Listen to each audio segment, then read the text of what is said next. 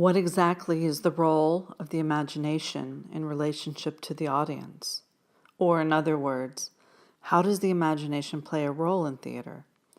In addition to the director, actors, designers who use their imagination to create new works, to create new interpretations of scripts, the audience's imagination is as important to the mix.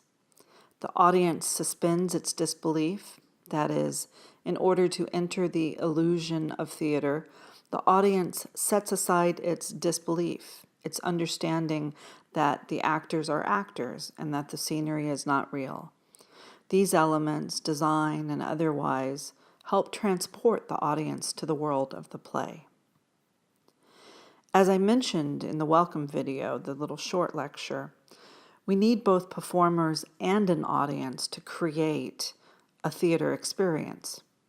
What is unique about the role of the audience is that the audience creates both a group and individual experience for the spectator. There is also an important relationship between the audience and the performer, a relationship that is dynamic and constantly changing. As a member of a group, think about how different your experiences are depending on the event. A sporting event, like a Dodgers game, or a wedding, or a graduation. All of these events create different dynamics, and so the audience's role changes both individually for members and as a group, the collective experience. We understand that there are these two roles that create a theatrical event, the performer and the audience. We can sometimes refer to the audience as spectator. In Greek, the word theater, or theatron, means seeing place. So what is between the space of the seer and the space of the performer, some sort of distance exists. In theoretical terms, we call this separation an aesthetic distance. There are degrees to this distance, and there are reasons to break the distance down and even to break the fourth wall by either sending performers physically into the audience or having a performer break from the action or the world of the play and then speak directly to the audience. There are also ways of breaking the fourth wall by having audience members participate. This can also shrink the aesthetic distance because the audience member is now up close and personal, participating as a performer and no longer able to separate him or herself from the stage space and his or her role as part of the group, the audience. Throughout this course, I will want you to reflect on separation of space, the separation between the performer and audience, and what it does, or better yet, what the production is doing by either having a distance or aesthetic distance, or by breaking this distance through various means. This distinction can be called observed or participatory. So observed theater is really the status quo. This is how most plays in the Western world and even musical theater are staged, with the audience observing and experiencing through spectatorship. The audience connects to the characters, the story, through empathy, which is based on mimesis. Mimesis is the Greek word for copying. The actor plays a character, copying movement, emotions, etc., and the audience uses its imagination to believe in what the actor is illustrating.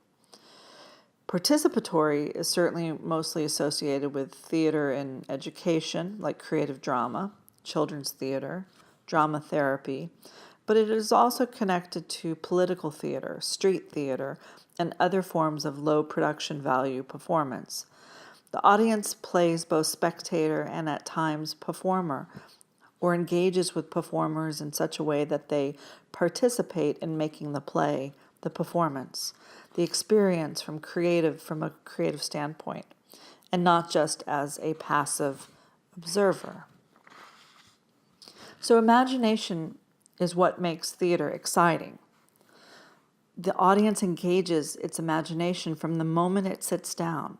The audience must bridge gaps in time, believe actors depictions of characters, believe the outside is inside, the inside of a room is set 200 years in the past, or on another continent.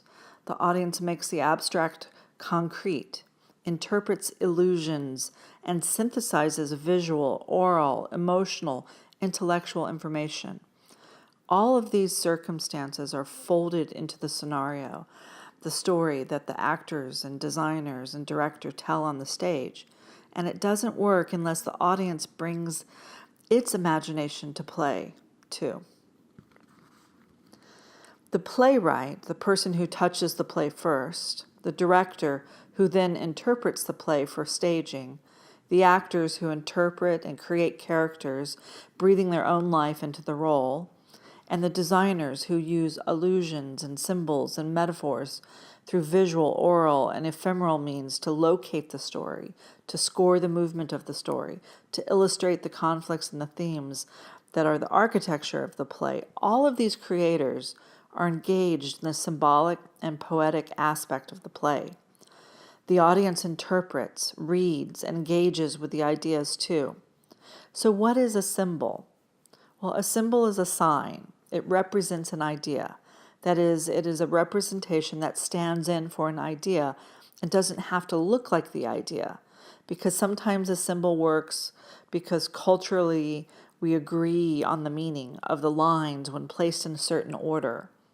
A metaphor is a poetic device used to describe the essence or nature of something. It is not meant to be literal in the sense, if I said, I am a lone wolf.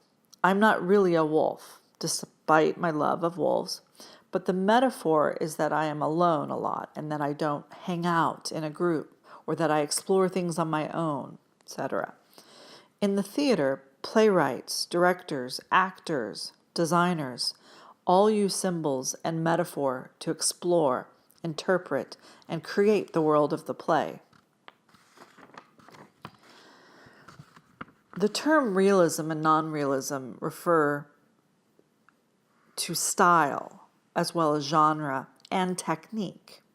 So when we discuss realism, we might be referring to a period when the style of acting and playwriting changed as a response to romanticism and presentational style acting. Nonrealism can refer to staging, where a moment is pulled out of the reality or believable everyday life of the character, and a more poetic or symbolic expression happens. When realism has moments of non-realism, we call this selective realism, which we will discuss later in the course. Realism is a style that expresses everyday life of the character. The natural space for realism is in film. The camera captures a likeness to what it sees or to reality. On stage, we use theatrical devices, conventions, and the audience's suspension of disbelief to create realism. Acting moments of non-realism include soliloquies, it's kind of like monologues, asides to the audience, pantomiming action. Combining non-realism with realisms creates non-realism. Musicals have a lot of non-realism inside realism, in the sense that characters break out into song and dance and then return back to realism in their dialogue. Another connection to the term real is realistic, which can refer to theater staging or elements on the stage that are taken from real life, that correspond to reality, as opposed to theater as realism that stages a play in such a way that tries to convey everyday life or truthfulness. Theater of fact is theater that is created from facts like lawsuits or court trials or documents, transcripts, interviews, and other documentary means fall into this category. So right now, the next thing I would like you to do is watch Anna Devere Smith, an actor, playwright, performer, professor at NYU, perform 4 characters.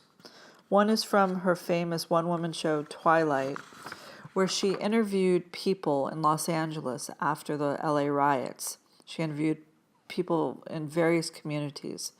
One of those persons she will play Consider what is realistic in her performance.